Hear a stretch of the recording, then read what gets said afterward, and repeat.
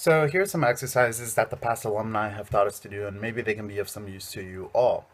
So the first game is name three different sources from three different dates, and those dates must be in the same week without pausing once. So the title's kind of self-explanatory.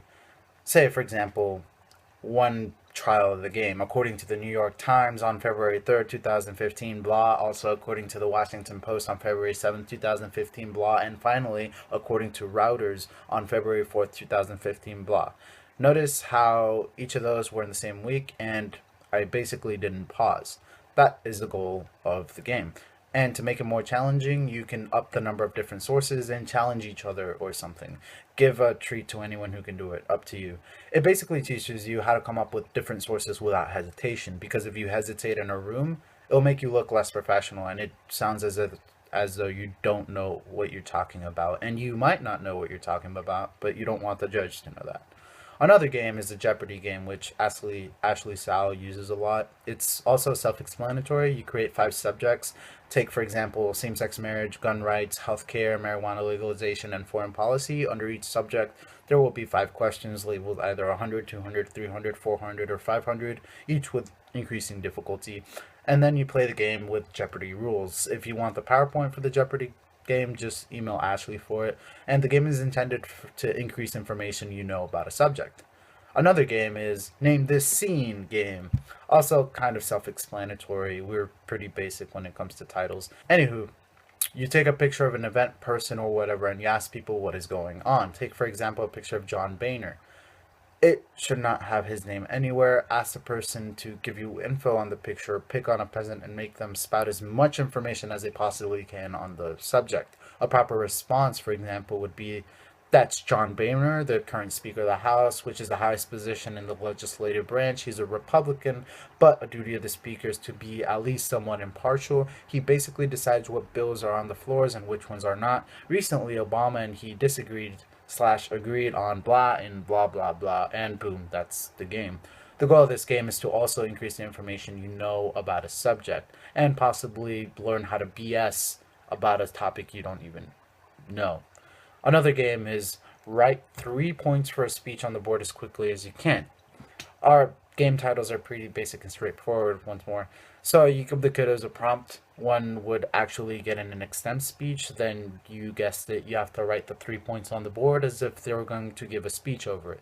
The game is really useful for new extempers who need practice coming up with points for their speeches. Another game is known as Heads Up, which is probably the only game that has a title that is not explicit in what it entails. What you do is print a bunch of people, topics, or events in little rectangles of papers, and then a person draws a piece of paper without looking at it, and they place it on their forehead. The person cannot see the topic, and the other people around basically give information on what is on the slip until the person who is holding it guesses it. Take, for example, a slip that says Osama bin Laden. A proper hint would be really famous terrorist until we shot him a few years ago, or important leader in Al Qaeda and mastermind of the 9/11 attacks, etc. Set a timer for, say, 10 minutes, and whoever finishes first or the most slips wins. And this can be in groups or as partners.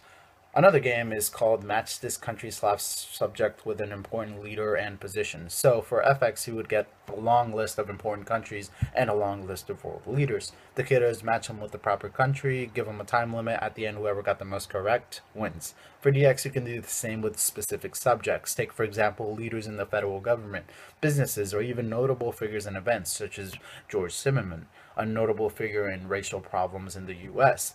The point of this activity is to allow us to remember important names that we need to bring up in our speeches and or are given to us in our prompts. A tactic we use in class for practicing extemp is also giving mini speeches, and these are basically shortened speeches which are around 3 to 5 minutes. Give them around 10 to 15 minutes of practice and give them more or less depending on how rigorous you want to be. Remember, it is always better to be more rigorous when not in a tournament so that when you give a speech at a tournament, it's a piece of cake. Try to run mini speeches around once a week, and every once in a while, make them speak in front of the whole class. This will teach them how to talk in front of people and possibly stressful situations.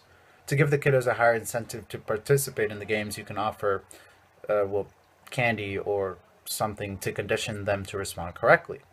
I hope you guys do well and learn from these activities and from debate in general. Thank you for watching, and this video was intended to any new members who want to know how the games function after us seniors leave, and for any possible newbies of the team that take care of the team light in the future. Well, thank you.